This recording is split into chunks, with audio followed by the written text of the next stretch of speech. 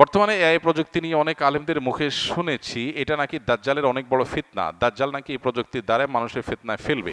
AI দিয়ে মানুষের এবং বিভিন্ন প্রাণীর ছবি এবং ভিডিও বানানোকে জায়েজ আছে? পুরো আলেমের গবেষণা তার কাছে মনে হয়েছে যে এটাই আস্তে আস্তে মানুষকে দাজ্জালের ফিতনার মতো বিভ্রান্তির দিকে নিয়ে যেতে পারে। যে আপনি কোন কাজ কি জন্য করছেন এটা কিন্তু একটা জরুরি বিষয়। বর্তমানে এআই প্রযুক্তি নিয়ে অনেক আলেমদের মুখে শুনেছি এটা নাকি দাজ্জালের অনেক বড় ফিতনা। দাজ্জাল নাকি এই প্রযুক্তির দ্বারা মানুষের ফিতনায় ফেলবে। এই কথাটি কতখানি যুক্তিসঙ্গত তা কোরআন ও হাদিসের আলোকে পেশ করুন, আর এআই সম্পর্কে কিছু দিক নির্দেশনামূলক বার্তা দিন। এআইকে দাজ্জালের ফিতনা বলছেন অনেকে, এটা তাদের গবেষণা, এটা তাদের ইজতিহাদ, লাহু ফাহাম। যিনি বলেছেন এটা কোনো হাতমি বিষয় না, এটা কোনো কোরআন সুন্নাহ বর্ণিত মানসুস কোনো বিষয় না যে হ্যাঁ এআই এর ব্যাপারে হাদিস কোরআন আসছে। কোনো আলেমের গবেষণা তার কাছে মনে হয়েছে যে এটাই আস্তে আস্তে মানুষকে দাজ্জালের ফিতনার মতো বিভ্রান্তির দিকে নিয়ে যেতে পারে। তো কোনো আলেমের গবেষণাকে গবেষণার পর্যায়ে রাখতে হবে, এটাকে ওহির পর্যায়ে নেওয়া যাবে না। এটা হতে পারে, নাও হতে পারে, দাজ্জালের ফিতনাটা অন্য কোনোটা থেকে আসতে পারে, এগুলো কোনোটাকে নিশ্চিত বলার সুযোগ নেই। হ্যাঁ, আমাদের কাছে যদি মনে হয় যে না এটা দাজ্জালের ফিতনা, এটা থেকেই মনে হয় আসবে, তাহলে সেটাকে সেভাবে বলা উচিত যেটা আমার ধারণা, আমার মনে হয়। মানুষকে সতর্ক আমি করতেই পারি, বাট নিশ্চিতভাবে আমি বলে দিলাম এই রাইট আমার নাই, কারণ আমার কাছে ওহি আসে নাই এবং আমি এটা বলতে পারি না অন্য কোনো ওই থেকেও দাজ্জালের ফিতনা আসতে পারে। তবে এটা ঠিক যে এটা এক ধরনের ফিতনা এবং বিভ্রান্তিতে মানুষকে ফেলে দিচ্ছে, উম্মাকে ফেলে দিচ্ছে এবং নানাবিধ ফিতনার দুয়ার উন্মোচন করছে। ফিতনা কোথায় গিয়ে ঠেকবে, কত বড় আকার ধারণ করবে, সেটা আল্লাহু আলাম। পাশাপাশি এর ব্যবহারের কথা বলেছেন।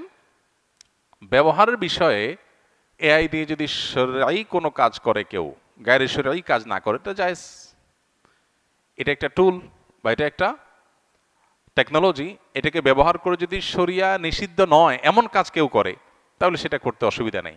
কিন্তু শরিয়া যেটা নিষিদ্ধ সেরকম কাজ যদি কেউ করে, প্রতারণামূলক কিছু করলো, কোনো সৃষ্টির অবয়ব তৈরি করলো, এমন কিছু করলো যেটা শরিয়া অনুমোদন করে না, তাহলে সেটা এআই দিয়ে করলেও নাজায়েজ হবে, অন্য কোনোভাবে করলেও কি হবে, নাজায়েজ হবে, হারাম হবে।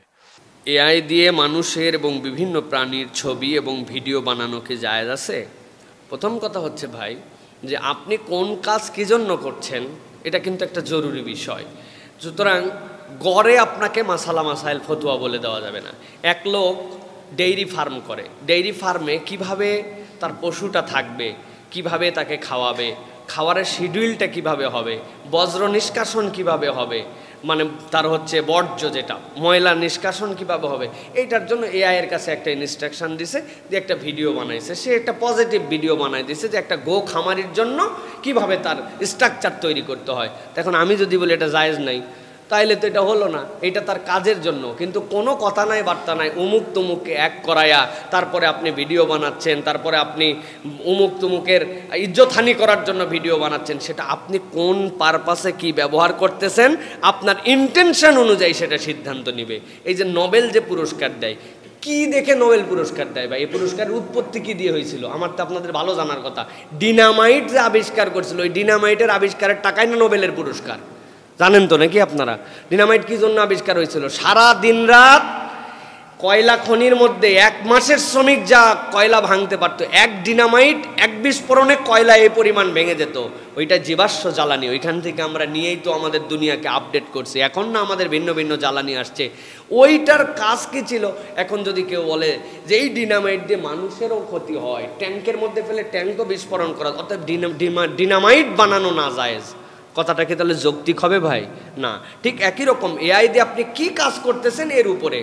এআই দিয়ে উমুক তুমুকের ছবির সাথে লাগায় গান ছেড়ে দিছে, উমুকে গান গাচ্ছে, তুমুকে গান গাচ্ছে, এইগুলো যদি আপনি করেন তাহলে তো আপনি নাজায়েজ কাজের মধ্যে করতেছেন। সুতরাং প্রযুক্তিকে তার গতিতে পজিটিভলি ব্যবহার করার উপর জায়েজ, নেগেটিভলি ব্যবহার করার দ্বারা নাজায়েজ।